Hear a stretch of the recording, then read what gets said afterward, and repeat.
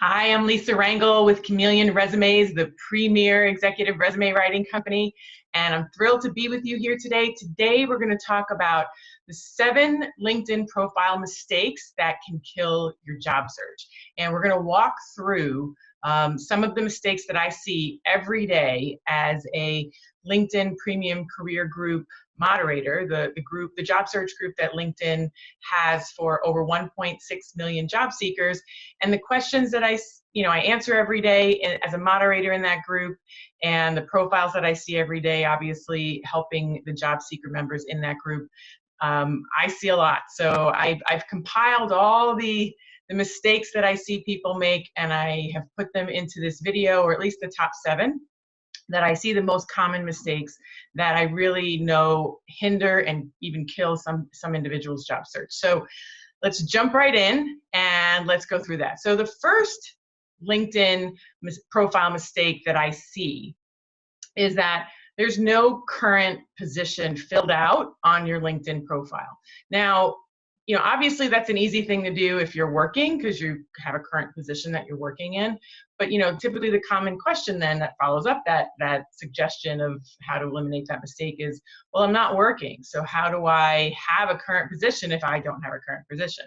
Which is a legitimate question, right? So if you are currently not working, you still want to fill out that current position section of your LinkedIn profile, because having that current position section filled out contributes to the LinkedIn algorithm in terms of, a completed profile. That's one of the characteristics of a completed profile, is having the current position filled out, which helps your profile rankings for the search terms that you're trying to rank for.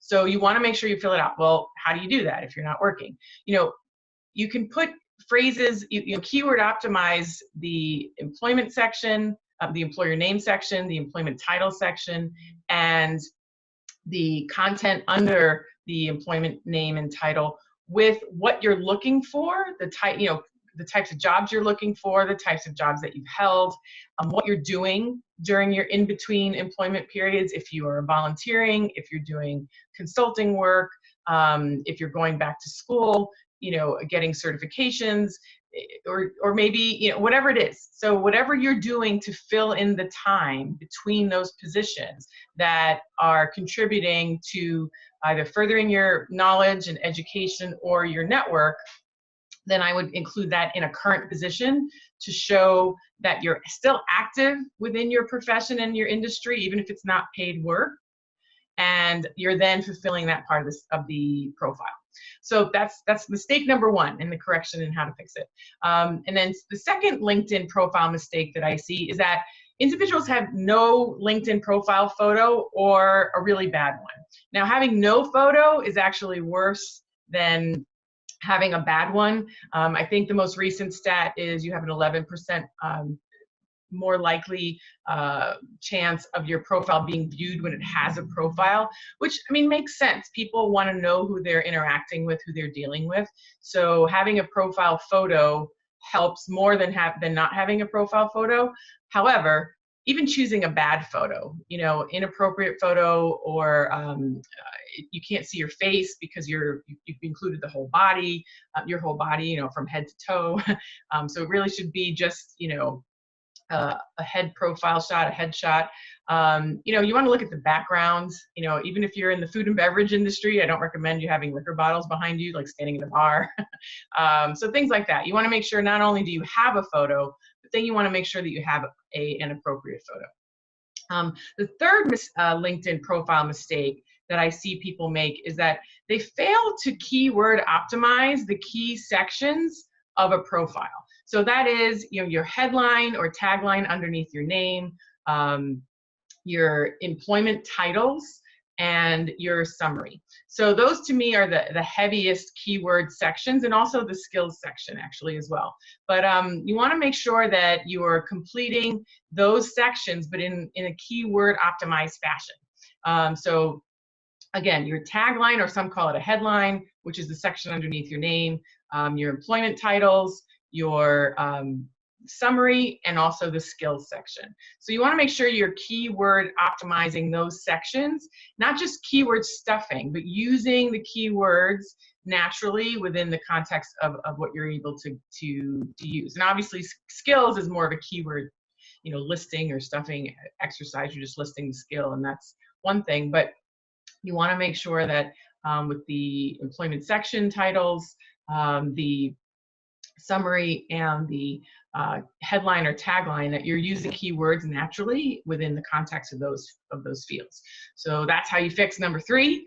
Number 4, the fourth LinkedIn profile mistake that I see people make is that they very lamely describe themselves and what they do and how well they do it in their summary. Now you have 2,000 characters in your summary to use to describe yourself, and I wouldn't do it in a static, one-dimensional way. Include your achievements, include the professional associations that you're in and what you do in those associations, include how you contribute to your field, put some personality into that. You have a lot of space in which to use, so I would use it, and let yourself come through that section within the context of what's appropriate in your profession or your industry. The 5th LinkedIn profile mistake that I see job seekers make is that under each employment section, they list tasks. They don't list achievements. And this is really also a resume mistake as well. You want to make sure that you are showcasing not only what you do, but you want to showcase how well you do it. So that's, citing not only for every task you have listed in your employment section, you want to make sure you're outlining how well you did that task in the form of an accomplishment. And there's many formats that you can use. You can Google, a CAR format, a STAR format, a START format. So, there's different ways that you can do that, but you mainly want to have, outline the challenge. What's the action that you took to rectify that challenge? And then what's the result of your action? So that's a very simplified formula in which you can develop an achievement-based bullet for your LinkedIn profile. But there's a number of different formulas in which you can develop a profile. But I find that to be the simplest one for those, those of you that are doing this yourself. So we want to make sure we help you in that capacity. The 6th LinkedIn profile mistake that I see job seekers make is that they're not obtaining quality recommendations, and then they fail to get endorsements. So I kind of lump those two together because they are, although different functions, the recommendation and the endorsement functions, are two separate functions that are important to a profile and how it ranks for the search term that you're seeking. But specifically, I find it as a collective mistake when people fail to get either endorsements or recommendations in a quality manner. So, recommendations, you need, a minimum of 2 or 3 to complete your LinkedIn profile. The number changes every once in a while in the algorithm. But you want to make sure that they are either from superiors or clients. They tend to carry more weight than those that are from peers or networking peers, especially when it's visible that you've exchanged recommendations. Recruiters look at that. They see if, every recommendation you have, do you have one on similar day, and that you've given one as well. They're onto that. And subordinates. Now, that doesn't mean that subordinates aren't important, but subordinates tend to, be a little slanted and want to make sure they're pleasing the person who is above them. So, the ones that carry the most weight are superior and client ones. So, I would tend to lean towards more qualitative recommendations, and then on the endorsement end, I would do the same thing. Quality typically supersedes quantity in any realm, but you can be a little looser on the quality end with endorsements. Volume tends to matter a little bit more in certain skills that you're getting endorsed on. But again, you can never go wrong with quality, so you want to make sure you're doing that. And the key is to get them, because the mistake is not to get them. So you want to make sure you are getting recommendations and endorsements. And then the 7th LinkedIn profile mistake that I see people make, and this is by no means an exhaustive list, this to me is the top 7, is that job seekers expect the LinkedIn profile to do all the work. And the profile, I'm telling you, is not a set it and forget it kind of, exercise. I view the LinkedIn profile like an online business card, right? Just because you have a business card doesn't mean you're going to get business, right? You have to work. You have to reach out. You have to put yourself out there. You have to interact with individuals. And then they see your profile. Same with a business card, right? I mean, only when you're interacting with people do you have the ability for someone to take your business card. Well, it's the same kind of thing. Only when you're interacting with people online are they then having their interest piqued and curious and want to go look at your profile.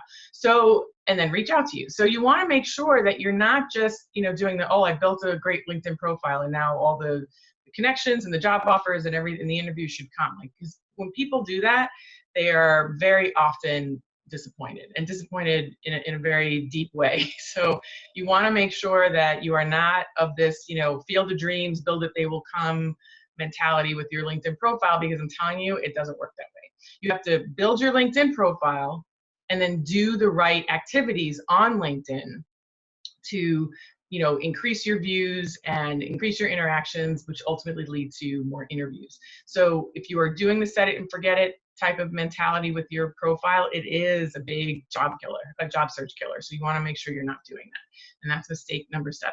Now, if you would like to learn more about how to write your LinkedIn profile and the 3 top activities on LinkedIn that lead to you getting more interviews, you're going to want to go down below here, below the video, and register for my next training, how to write your LinkedIn profile to land 6-figure job interviews. The link will be in the description section, and I hope to see you on that training, because on that training, I'm going to cover more than what I covered today. I'm going to cover what you should be doing, not just the mistakes, but I want to show you what you should be doing to create a strong LinkedIn profile. But more importantly, I also want to show you the 3 activities that you need to do to generate more views for your profile, which get you noticed for interviews. So go down below the video here and make sure you register for my next upcoming session, training session again, and I'll see you there.